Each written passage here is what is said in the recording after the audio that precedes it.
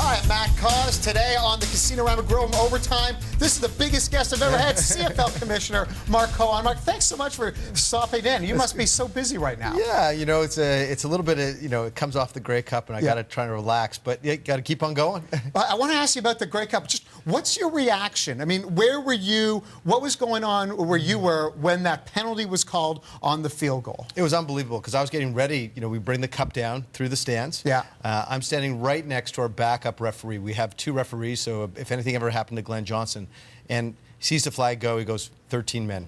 And I was like, oh my God, redo it, 10 yards forward. So, we thought, the game was over. We thought Saskatchewan had won, and then flags go and 13th man. So it was like, wow. Now, what was like in terms of the crowd and the noise? Like, was it just? I mean, that must have been unbelievable, just from this deafening roar to. Was it just silence? Like, what was it like for you there? It was unbelievable being down the field because you saw it was a sea of green there. Yeah. The deafening roar. You see some of the Saskatchewan players react. Then all of a sudden, okay, we got to do it again. Yeah. What was so exciting was, Montreal moved the ball down the field. They had that third down. If they didn't get it, game was essentially over, and they got it. So, they worked hard to get there. Now, let me ask you, because this is something I was wondering about yesterday on the show.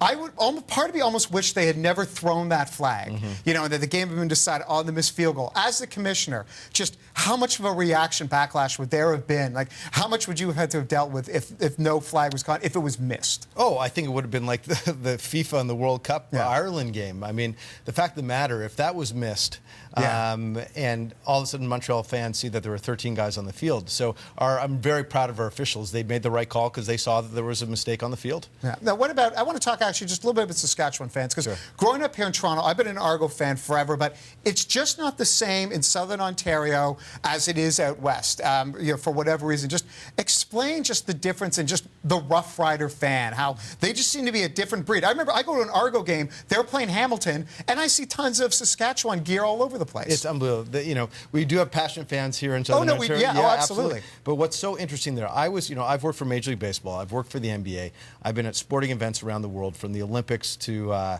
to World Cup.